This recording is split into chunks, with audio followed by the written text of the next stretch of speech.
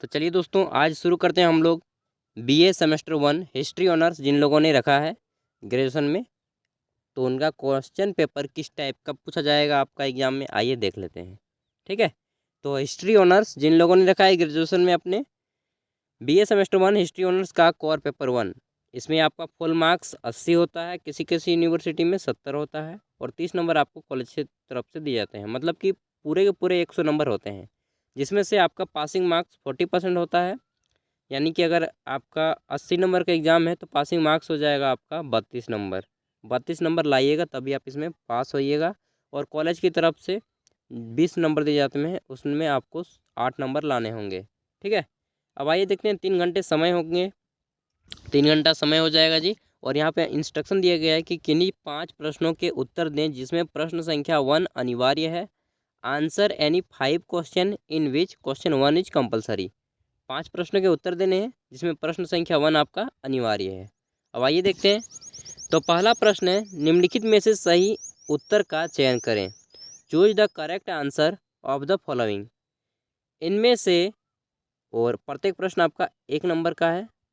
10 प्रश्न है total, 10 number हो जाएगा। ठीक है, तो इनमें से यूनानी लेखक कौन है? इनमें से यूनानी लेखक कौन है? हेरोडोटस, हेंगसांग, अल्बेरोनी या V.A. स्मिथ। आइए देखते हैं दूसरा प्रश्न। दूसरा प्रश्न है हमारा, हड़प्पा किस नदी के किनारे बसा है? तो दोस्तों हड़प्पा जो है रावी नदी के किनारे बसा है। ऑप्शन सी हो जाएगा इसका। 1 वाला का आप लोग देख लीजिएगा, जिसका मुझे मालूम होगा उसका मैं बता दूंगा। तो ऑप्शन सी हो जाएगा। हड़प्पा जो है रावी नदी के किनारे स्थित है और यह अभी पाकिस्तान में है प्रेजेंट टाइम में। वेद कितने हैं? तो वेद 4 हैं, ऋग्वेद, सामवेद, यजुर्वेद और अथर्ववेद। ऑप्शन ए हो जाएगा। चौथा प्रश्न है, सिंधु सभ्यता के लोग किस पशु को नहीं जानते थे? बैल, ऊंट, सूअर, घोड़ा। तो नहीं जानते थे दोस्तों, तो वे लोग सूअर को नहीं जानते थे। किसको नहीं जानते थे? सूअर को। बाकी ये तीनों से वे परिचित थे। ऑप्शन सी हो जाएगा। नेक्स्ट हम देख रहे हैं, प्राचीन भारत में कितने जनपद थे? तो प्राचीन भारत में 16 महाजनपद थे। ठीक है, ऑप्शन सी हो जाएगा, जिसमें मगध सबसे बड़ा था। तो 1-2 में से नाम है, मगध, वज्जी हो गया, ठीक ना, उसी तरह के नाम थे। अगला है, चाणक्य गुरु थे, किसके गुरु थे? तो चंद्रगुप्त मौर्य के गुरु थे। ऑप्शन ए हो जाएगा। उसके बाद छठे के बाद 7वां प्रश्न देख लेते हैं, निम्न में से सबसे प्राचीन धर्म कौन सा है? मतलब सबसे पुराना धर्म कौन सा है? बौद्ध धर्म, जैन धर्म, इस्लाम धर्म या ईसाई धर्म। तो यहाँ पे तो इस्लाम धर्म या ईसाई धर्म। ईसाई धर्म के प्रवर्तक थे ईसा मसीह। ठीक ना। बौद्ध धर्म आपका 526 ईस्वी पूर्व। देखिए, ईसाई धर्म जो है ईस्वी में शुरू हुआ, 1 ईस्वी में। इस्लाम धर्म का तो मुझे मालूम नहीं। बौद्ध और जैन जो है ईस्वी पूर्व से पहले शुरू हुए थे। तो आप लोग एक बार देख लीजिए, ठीक ना, इसका मैं कंफर्म नहीं बता सकता। निम्न में से महापद्म उपाधि किसकी थी? तो महापद्म किसको कहा जाता था? बिंबिसार को, नंदराज को, अजातशत्रु को, या फिर इनमें से किसी को नहीं। अगला है 9 नंबर, अंतिम मौर्य सम्राट कौन थे? कुणाल, अशोक, पुष्यमित्र या बृहदत्त। तो बृहदत्त इसका आंसर हो जाएगा। 10वां है, बौद्ध धर्म के प्रचार के लिए अशोक ने अपने पुत्र और पुत्री, पुत्र का नाम था महेंद्र और पुत्री का नाम था संघमित्रा, इन दोनों को कहाँ भेजा था? श्रीलंका भेजा था। लंका यहाँ पे लिख दीजिए, लंका भी। ठीक है, श्रीलंका भेजा था बौद्ध धर्म का प्रचार करने के लिए। आगे देखते हैं। तो अब आता है आपका प्रश्न संख्या 1 का पार्ट बी। यहाँ पे देखिए, और यहाँ पे 5 अंकों वाले 2 प्रश्नों के उत्तर देने हैं आपको। निम्नलिखित में से किन्हीं 2 प्रश्नों के उत्तर दें। 4 हैं, 4 में से किन्हीं 2 पर आपको छोटा सा नोट लिखना है।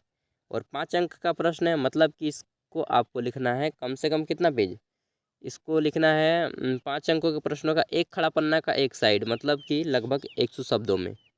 नगर निर्माण योजना, जैन धर्म के प्रमुख सिद्धांत, या फिर मौर्य साम्राज्य के पतन के कारण लिखिए। और चौथा नंबर है, मौर्य का सैनिक संगठन। इन 4 में से केवल 2 को ही आपको लिखना होगा। ठीक है, यहाँ पे तो हो गया प्रश्न संख्या 1 आपका 20 नंबर का कंप्लीट। अब इधर जितने भी बचे इनमें से किन्हीं 4 का आंसर देना है। 15 अंकों वाले 4 प्रश्नों के उत्तर देने हैं। तो 15 चौका 60 और 20 80 नंबर हो जाएगा।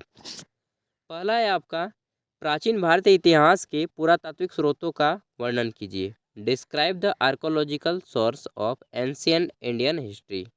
ठीक है। तीसरा प्रश्न देखते हैं, मोहनजोदड़ो की नगर योजना का वर्णन करें। Describe the city planning of Mohenjodaro. चौथा प्रश्न है, ऋग्वेद काल की सामाजिक एवं धार्मिक दशा का वर्णन कीजिए। Describe the social and religious conditions in the Rigvedic period. ये हो गया आपका चौथा प्रश्न। पांचवा प्रश्न देख लेते हैं, तो है कि मगध के उत्थान के क्या कारण थे। मगध के राजवंशों का संक्षिप्त विवरण दीजिए। What were the cases of the rise of Magadh.